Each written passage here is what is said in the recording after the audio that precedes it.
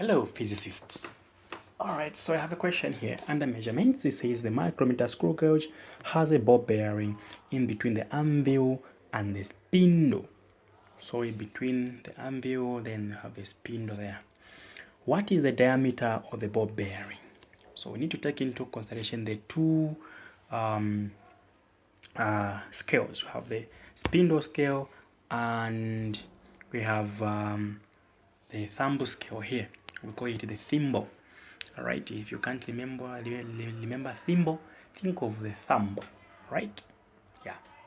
So we have this is scale here and this is scale here. These two scales, those readings, when we find them, we put them together, then we find the diameter.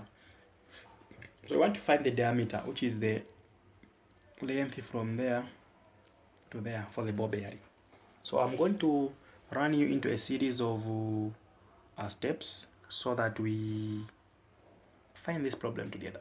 Okay, so step one, we are going to find the spindle, which we call the vernier scale reading. All right, this reading here, we find it, then we keep it. Is it making sense? For here. Now for the micrometer screw gauge, this small line here, these small lines, they represent 0.5. Every small line in this scale here represents 0.5. So you count up and down, up and down. So this is 0, this is 0.5, then that is 1. 1.5, 2. 2.5, 3. 3.5, 4, then 4.5. Getting the concept right?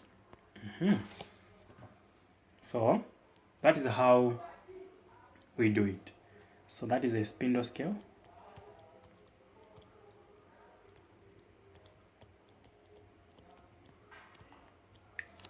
We have 4.5, right? Meters.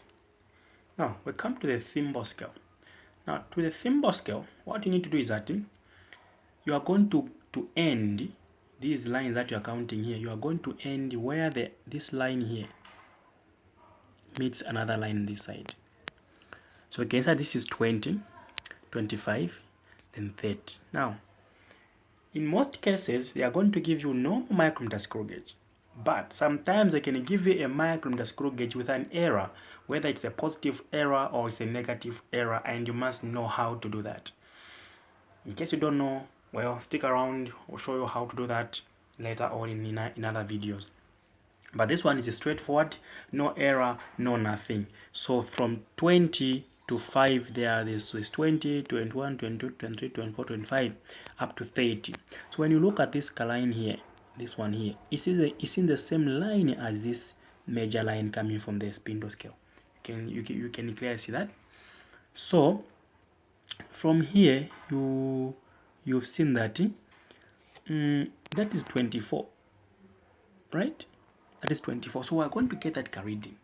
So we get from the thimble scale.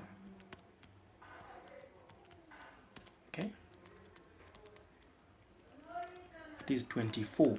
So we're going to multiply this one by the least count. This is what we call the least count. The 0.01 that you hear always is what we call the least count. So we multiply this one by the least count. What do we get? We get 0.24, if I'm not mistaken, right? 24 multiplied by 0.01. Yes, 0.24. Then we are done. Get this, add to that one, you find the diameter. Okay, so so now we have it's final reading. Let's say final reading.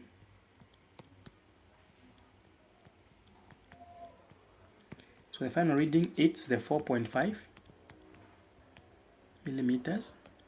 Now why are we using millimeters? Because usually the word micro means small. So it usually measures in millimeters because it tries to measure the smallest possible length of an object. So we have the 0.24 millimeters there as well. Well, weird. And for me, I'm getting 4.74 millimeters. That is my length. I don't know what you found, but for me, it is. So it's quite simple. I'm sure you've seen, right? It's quite simple. So when you see this diagram, feel free that you've got free marks